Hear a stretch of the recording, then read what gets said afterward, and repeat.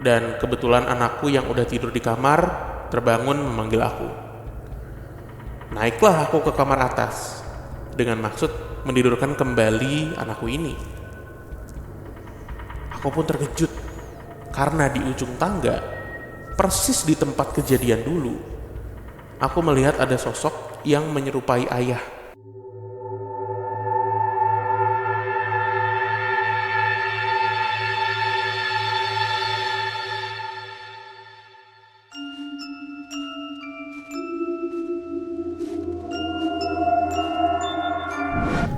Assalamualaikum warahmatullahi wabarakatuh. Shalom, Om Swastiastu, nama budaya. salam kebajikan. Selamat datang kembali di podcast Malam Kliwon episode 581.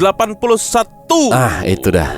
Yeay. Itu dia. Selamat pagi, siang, sore teman Kliwon dimanapun Anda berada ya. Ya. Sehat selalu. Amin. Kita sudah kembali ke reality setelah liburan Ya. dan lebaran ya, silaturahmi sama keluarga. Dan Betul itu. kita mau ngingetin lagi buat teman Kliwon yang pengen berbagi cerita, silakan bisa kirim langsung ke Google Form PMK di link di bawah ini. Ya. Atau kalau mau jadi tamu di perbincangan Malam Kliwon juga silakan kirim voice note ke email di bawah ini. Iya, itu dah. Oke. Episode malam hari ini, episode Spotify hari ini diawali bantal gue lu cil. Nah, diawali dengan cerita dari anak gua. Sekarang yang kedua. Yang mana? Gaby tuh kan takut. Aduh, gue lupa namanya apa gitu. Pokoknya kalau lo dengar suara dia langsung panik gitu. Suara besar atau kerumunan gitu dia langsung panik. Dan dia takut gelap.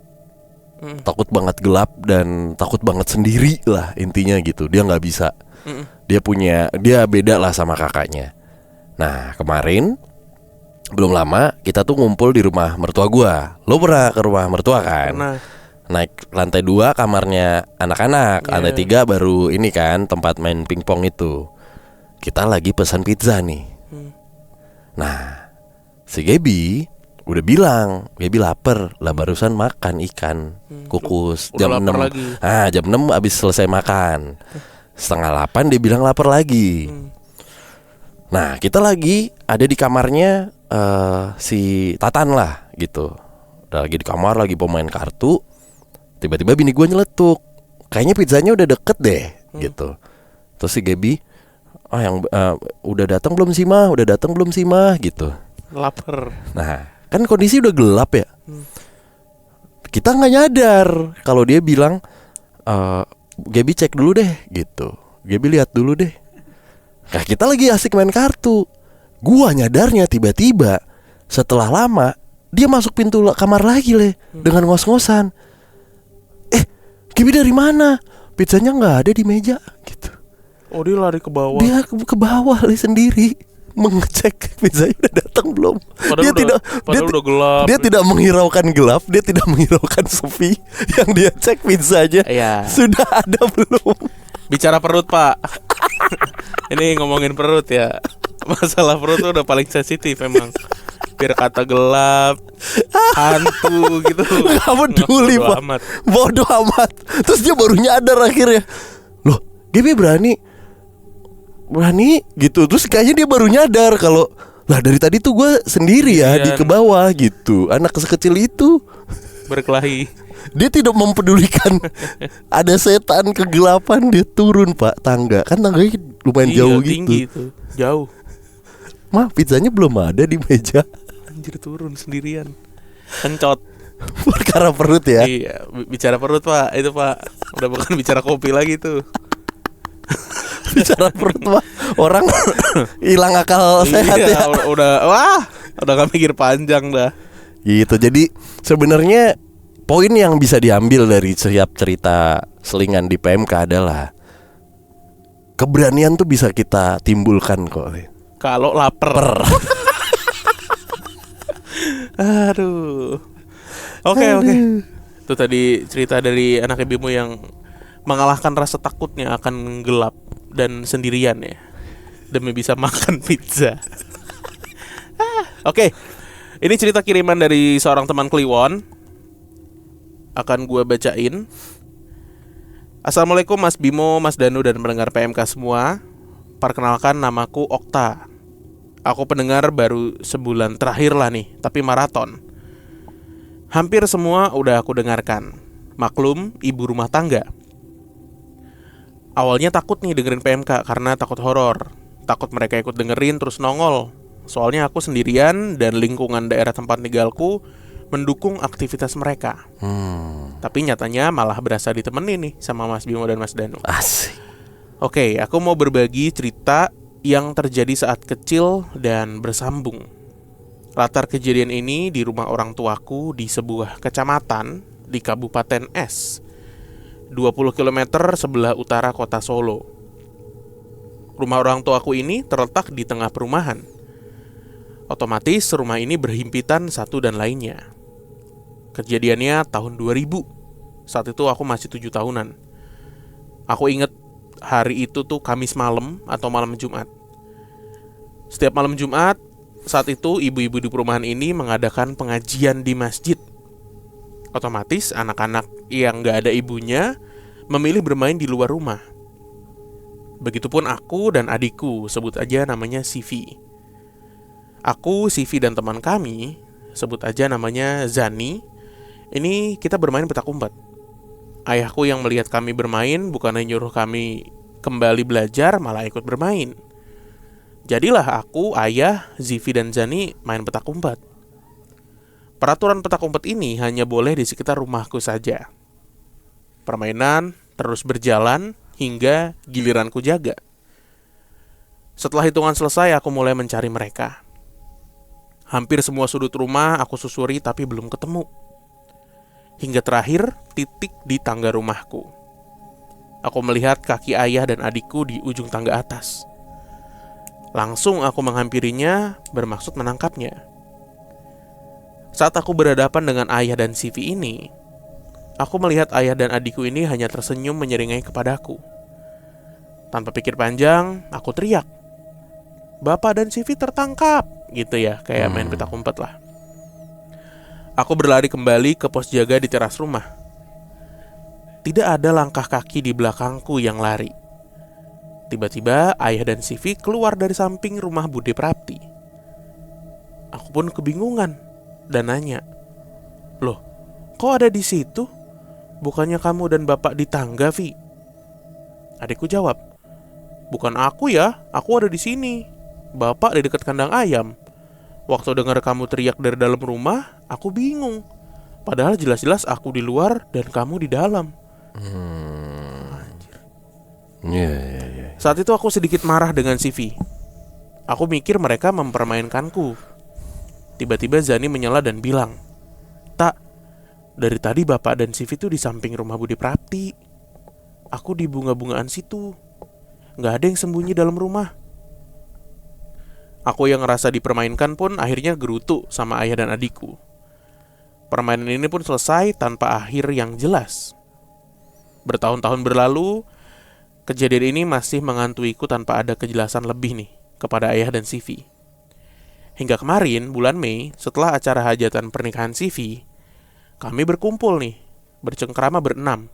Ada ayah, ibu, aku, suamiku, Sivi dan iparku. Ngebahas apa aja hingga akhirnya ngebahas kejadian adiknya iparku yang pernah ngelihat penampakan di kamar lantai 2. Aku membuka pertanyaan kembali tentang kejadian tahun 2000 itu. Ayahku bukan orang yang pelupa. Beliau memiliki ingatan yang cukup tajam. Dan jawabannya masih sama. Beliau sembunyi di samping kandang ayam dan Sivi di samping rumah Bude Prapti. Aku masih belum percaya penjelasan ini, tapi ayah meyakinkanku kalau itu benar. Bulu kuduku merinding lagi dan bertanya aku ngeliat apa waktu itu. Aku sedikit takut dan kebetulan anakku yang udah tidur di kamar terbangun memanggil aku. Naiklah aku ke kamar atas dengan maksud menidurkan kembali anakku ini. Aku pun terkejut karena di ujung tangga, persis di tempat kejadian dulu, aku melihat ada sosok yang menyerupai ayah.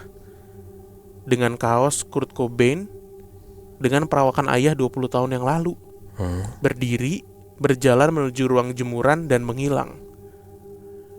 Jantungku pun berdegup kencang dan aku mematung sepersekian detik. Badanku saat itu terasa kaku semua.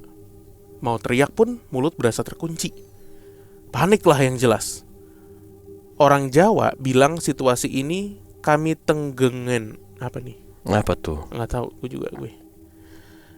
Dan setelah bisa gerak, aku buru-buru menghampiri anakku yang ada di kamar dan memeluknya walaupun panik. Mulut ini cuma bisa bilang, udah, tenang, ayo tidur. Oke Mas Dano dan Mas Bimo, segitu aja ceritaku yang ini. Masih banyak cerita yang aku alami di rumah itu dan di rumah yang aku tempati sekarang. Tapi next aja ya ceritanya. Maaf kalau kepanjangan dan kurang rapi. Sukses terus untuk PMK. Sehat-sehat terus semuanya. Wassalamualaikum warahmatullahi wabarakatuh. Waalaikumsalam.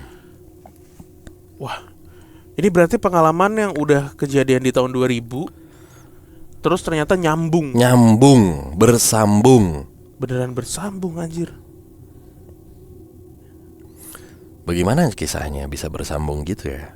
Berarti satu makhluk yang ada di rumah itu tuh beneran stay gitu ya? Beneran ada. Beneran nggak pergi gitu, di situ aja. Bahkan setelah 20 berapa tahun, 23, 24 tahun itu muncul lagi masih sosok yang sama. Aja penampakannya pakai kaos Kurt Cobain.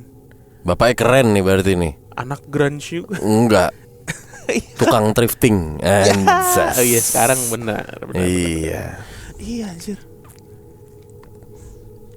Kebayang. Banyak tahu kejadian horor di cerita PMK pas lagi main petak umpet ya. Iya. Jadi pas tangkap nih bapak sama si V, terus berdua-dua ngeliat gitu nyengir.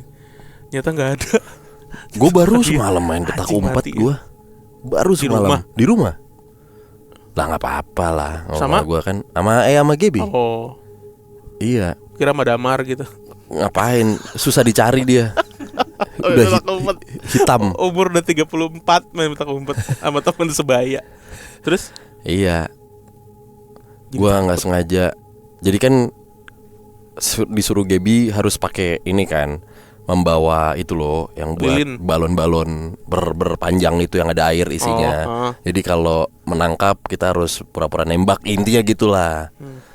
Nah, gua ada momen gua nggak bisa nyari Ea waktu itu. Padahal rumah gua kan ya nggak gede-gede banget gitu, bisa ditelusurin kan. Kesel banget gua. Ternyata ada di kordeng dalam kamar gua nih. Gua nggak tahu kan, gua ketok-ketok jadi dak palanya Ea. Aduh wah gitu dia. Ketawa, kena kamu. Gue udah sebel ya, gue nggak tahu juga kalau itu bantal atau gimana. Karena ibunya kan nolongin, membantu untuk mentrik kan. Jadi kadang ada selimut, taunya diisi guling, bukan siapa gitu-gitu. Ayo di sini bukan ya, tuk gitu bunyi, tuk gitu. Aduh gitu. Oh iya ya maaf. Kena gitu, tapi lu nggak peduli kan? Kena kamu. Nggak mikirin. Bodo amat. Kepalanya kegetok, bodo amat. Aduh dia gitu. Aduh, gue mikir dah, teman Kliwon tuh ternyata kan banyak yang silent listener juga ya. Kayak di konten gue yang sama 3 generasi tuh ada yang komen gitu. Oh nih ternyata ini ya yang namanya Mirea yang beli buku trik sulap ya. Gue takut lah ya ada yang nyaut. Kenapa takut? Bang gimana rasanya cipokan di gereja? Biarin aja, kan salah dia sendiri ya. Gue tahu nih PMK tuh makin gede gitu. Ini jejak digital. Ntar anak lu bisa nonton aja. Papa emang pernah cipokan di gereja. Aduh. Biarin dah. Ya udah, pilihan itu mah. Oke, lanjut. Terima kasih ya Okta ya. Sehat-sehat, salam buat suami dan keluarganya. Iya. Semoga bisa menteman Kliwonkan semuanya ya. Di Solo nih ya. Jauh juga nih. Berapa kilo? Jauh juga. Apa? Iya, 20 kilo dari Solo kan? Lumayan ya, jauh. Jauh, Pak. Wonogiri kali. Wonogiri 40 kilo kali. Apa Wonogiri, berapa ya? Mas Kino ya? Mas Kino. Di Wonogiri orangnya kayak Mas Kino semua enggak? Enggak. Banyak. Orang kayak Mas Gino Wonogiri semua nggak gitu? Kan balikannya begitu teorinya. Oke, kalau di jalan ada orang kayak Mas Kino, Wonogiri nih.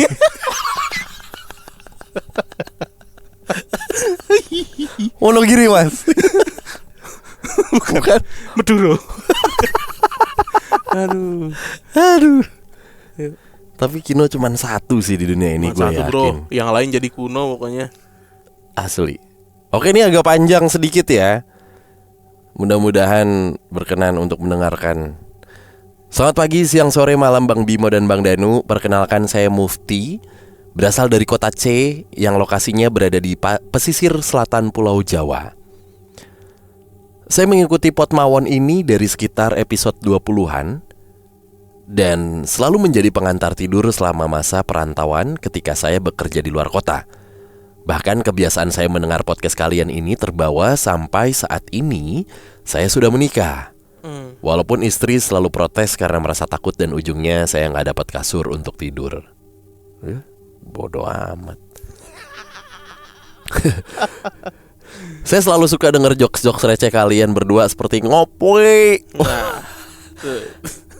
Atau saat kalian memutar video-video receh seperti video nenek-nenek penggemar Prabroro, anak kecil yang bilang wakil presiden saat itu Aji Sukala dan Hansi Priparepeh, jangan yang era eru. Oh ya.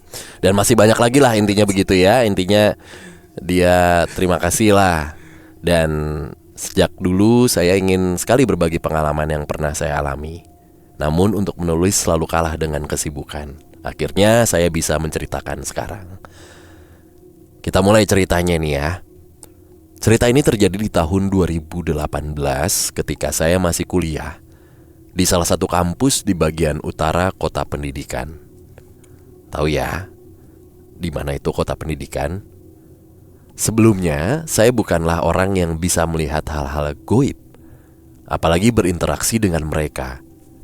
Namun saya cukup sensitif terhadap kehadiran mereka di sekitar saya. Kejadian ini terjadi ketika saya berniat untuk pulang kampung ke kampung halaman saya. Mengingat malam harinya akan diadakan acara ulang tahun pacar saya, yang sekarang alhamdulillah sudah menjadi istri. Akhirnya pada hari itu, di pagi hari, entah mengapa saya merasa ngantuk berat. Sehingga saya memutuskan untuk berangkat dari kota J ini, kota pendidikan, di sore hari setelah asar. Sebelum berangkat, saya izin ke orang tua, ibu saya lebih tepatnya, melalui telepon untuk berangkat pulang ke kota C. Dan ibu berkata, hati-hati di jalan ya mas. Ingat pesan ibu, kalau azan maghrib berkumandang, cari masjid atau pom bensin, sholat dan istirahat dulu. Ya, saya hanya merespon, oh ya siap bu, nanti pasti mas berhenti kalau maghrib. Setelah telepon ditutup, saya segera mempersiapkan diri dan manasin mesin motor saya. Sembari nunggu mesin panas, saya pasang headset ke handphone, dan untuk kabelnya saya masukkan lewat dalam kaos saya menuju ke telinga supaya aman. Setelah itu, segeralah aku putar playlist andalan saya dan memasukkan handphone ke saku celana. Mesin motor udah panas nih. Lagu udah terputar di telinga. Saya lanjut pakai hoodie dan helm, lalu bergegas berangkat. Sekitar jam 3 sore, saya beranjak dari kontrakan saya. FYI, perjalanan dari kota J ke kota C bisa ditempuh melalui jalur selatan dan jalur tengah. Saya milih lewat jalur selatan dan lewat jalan Dendels. Karena lebih cepat dan sepi dari bis atau truk, pikir saya. Perjalanan saat itu terasa aman-aman aja dengan lagu-lagu beraliran EDM yang sedang tren saat itu. Hingga waktu menunjukkan pukul 17.15. Dan tibalah saya di persimpangan jalan. Pada persimpangan tersebut ada 2 jalur memisah yang sama-sama menuju ke kota C. Pilihan pertama adalah jalur yang menghubungkan ke jalur utama, jalur tengah yang biasa dilalui kendaraan umum nih, atau bisa dibilang adalah jalur bus. Lalu jalur kedua adalah jalur yang terus menyisir pantai selatan Jawa dengan kondisi jalur yang menanjak dan tikungan yang tajam. Juga ditambah jalur tersebut sepi pengendara jika sudah mulai sore ke malam. Dengan mempertimbangkan acara ulang tahun pacar saya di jam 8 malam, akhirnya saya memutuskan untuk memilih jalur kedua supaya lebih cepat sampai ke rumah. Bodohnya, saya nggak mempertimbangkan jalur yang akan saya lalui dengan waktu yang maghrib yang akan segera berkumandang. Perjalanan saya lalui dengan perasaan yang pada mulanya terasa fine-fine aja dan tetap dinikmati sambil mendengar lagu dari playlist saya.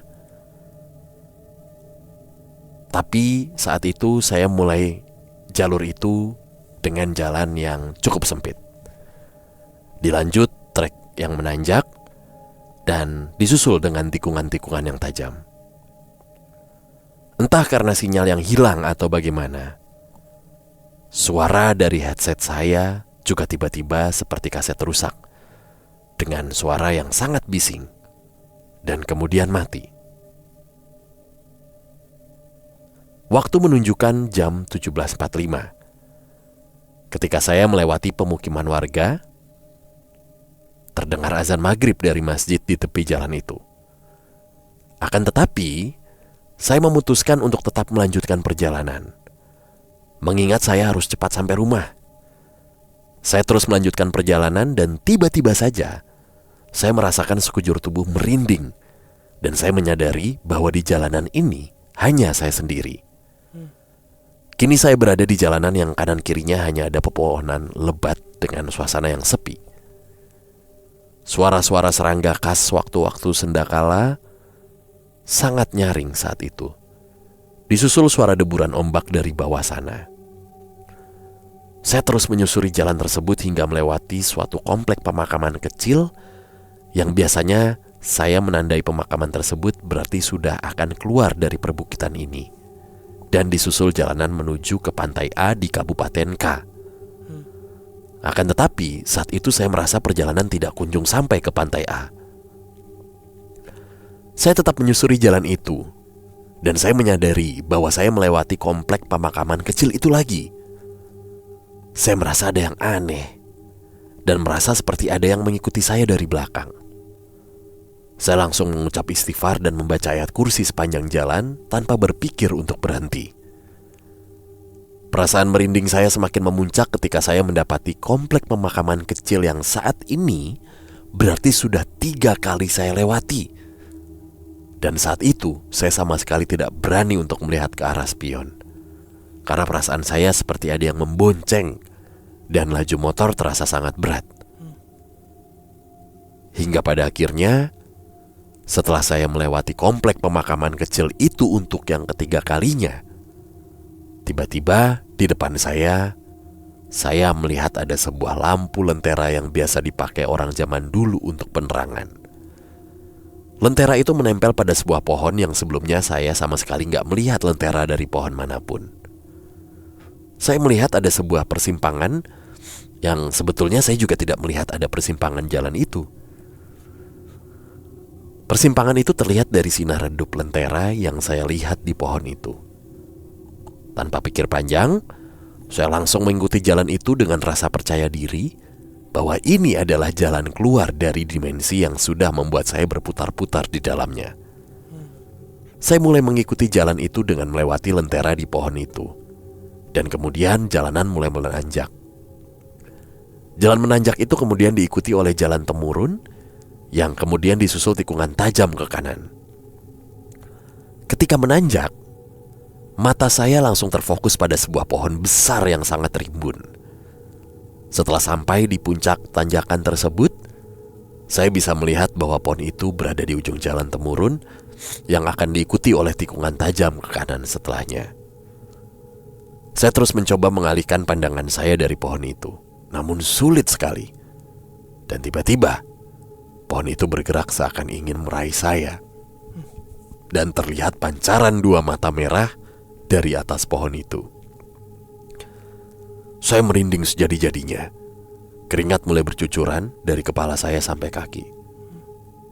Astagfirullah, kewan nopo kuwi jancuk, ujar saya dalam hati.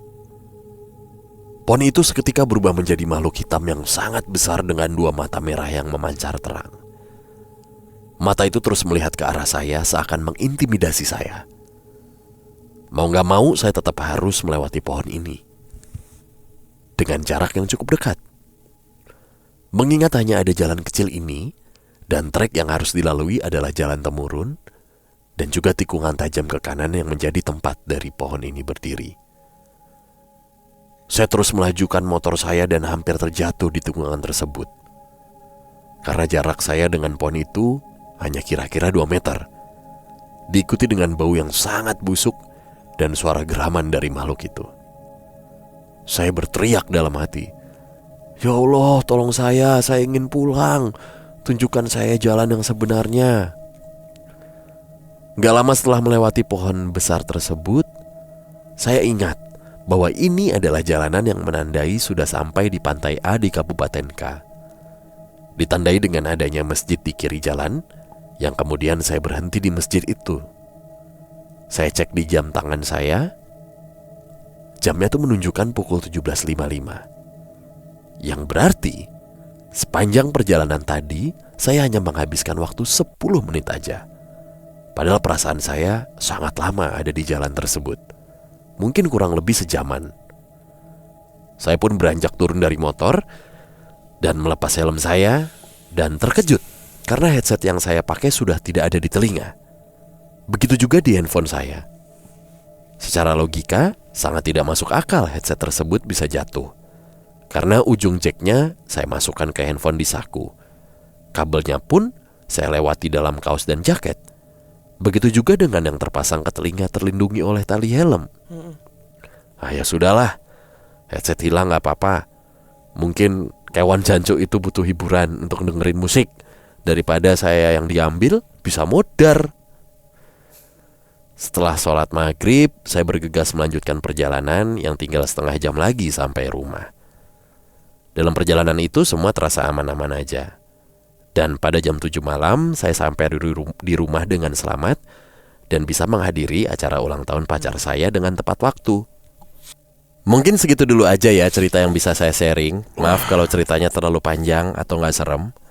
Lain kali jika ada waktu, saya akan sharing pengalaman saya ketika saya KKN atau ketika saya menjadi panitia ospek jurusan.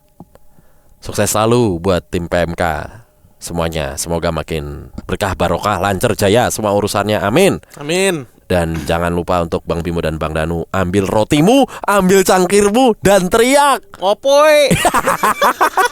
Anjing nih orang. Bisa-bisa ya dinyiapin itu di ending. Siapa namanya tadi? Gak dikasih tahu. Dia gak memperkenalkan nama. Oh, namanya? Iya, namanya dia. Mufti. Oh iya, Mufti Ali Raja. Bukan, itu Mukti. Berarti perjalanan dia tuh beneran menyusuri ini ya, jalur selatan pantai Jawa. Iya. Dari kota C, bener ya?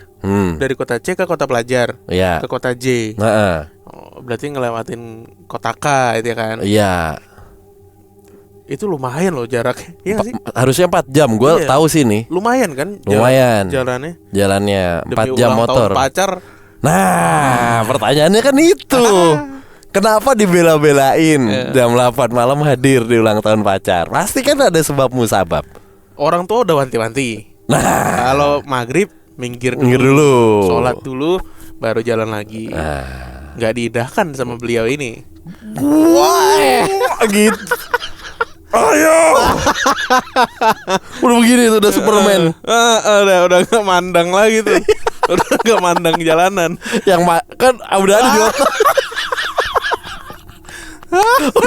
udah terkontaminasi tuh. Udah visualisasi udah. Wow.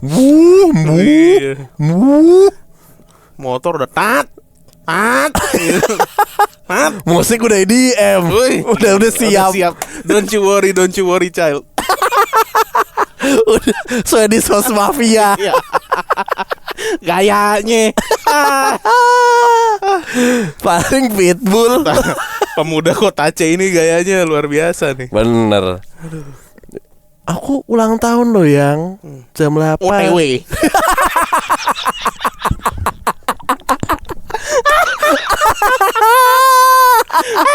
Lampu hijau. Gini lagi main sama temen-temennya. Duduk kayak gini kan di kontrakan dia bilang kan ngumpul sama temen-temennya. Tiba-tiba WhatsApp cetuk. Aku ulang tahun loh yang malam ini jam 8 free. OTW. Sherlock tak parani. Wah, itu hari menyenangkan sekali itu. Aku tidak sabar memberikan birthday cake.